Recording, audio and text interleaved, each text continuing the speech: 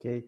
Humberto, eu queria que você falasse quem é o Ian Stevenson e o que ele fala sobre a reencarnação. Então, o Ian Stevenson é o mais famoso de longe e o principal pesquisador das memórias de vidas passadas que já existiu, né? Essa pesquisa existe desde sempre. A gente sabe que na Índia, na Europa, na China, na África, nas Américas, as pessoas têm crenças reencarnacionistas. E o que é interessante é que muitos antropólogos modernos, eu vou citar um nome icônico, que é o professor de teologia luterana, Helmut Obst, tá? Então, embora ele seja um professor de religião, ele é de uma religião que nega esse fenômeno, que diz que esse fenômeno não existe, né?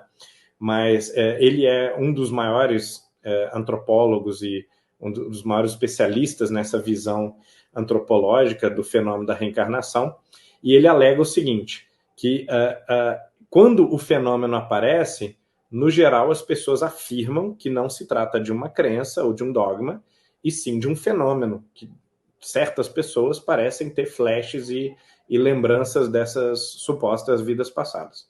Pois bem, então isso sempre existiu, foi trabalhado por autores famosos como Platão, Plotino ou Giordano Bruno, por exemplo, né? Uma série de autores importantes da história do Ocidente, né?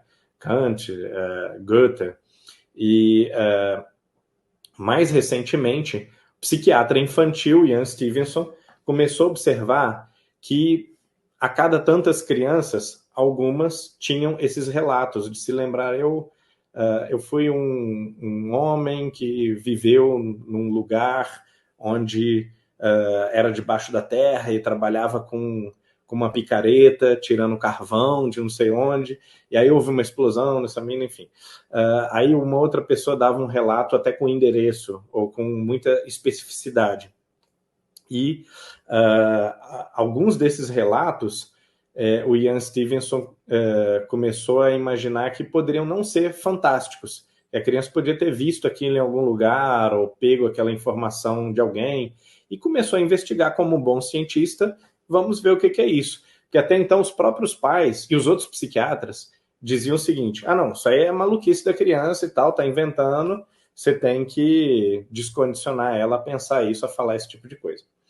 E na medida em que ele foi investigando mais e mais a fundo para tentar ver de onde vinha aquela informação, ele via que aquela criança não sabia de nada sobre aquela história lá na Europa, alguma coisa assim, ou sobre nativos americanos, índios e tal. E os pais também não, e as pessoas do bairro, as pessoas com quem a criança convivia, a babá, também não sabiam nada sobre aquele assunto, e a criança sem nenhuma fonte de informação.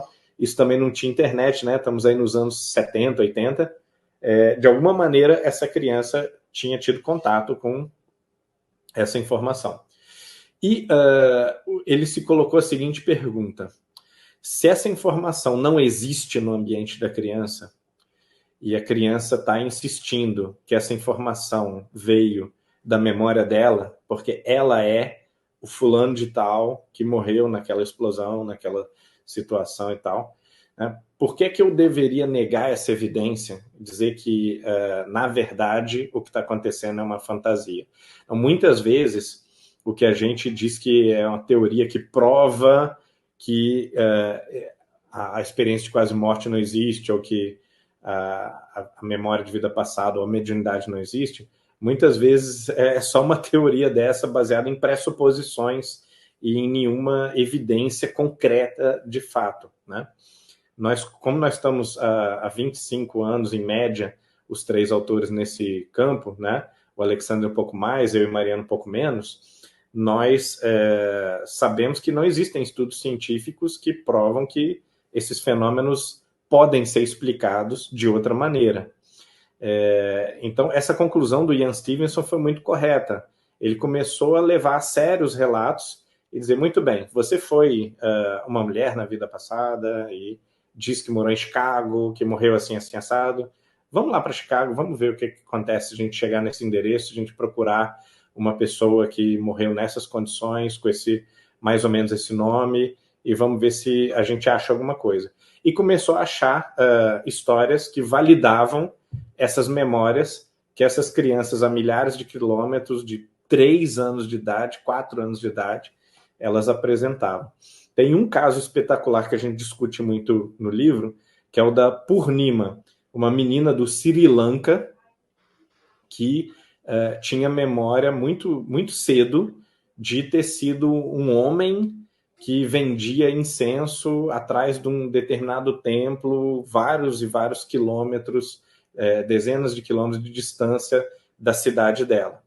E, naturalmente, como em todos esses casos, os pais davam um tapa na cabeça dela, falavam, para de inventar história, menina e tal.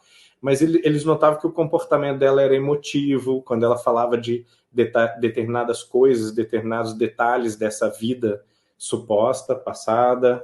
Essa pessoa teria morrido num acidente, né, de caminhão, e ela se mostrava emotiva quando ela falava sobre acidentes de trânsito, né, e finalmente um pesquisador da Islândia, né, o Haraldsson, foi pesquisar esse caso e foram desvendando que existia um templo, né, com o nome mais ou menos dedicado ao deus que ela afirmava nas visões ou nas memórias dela.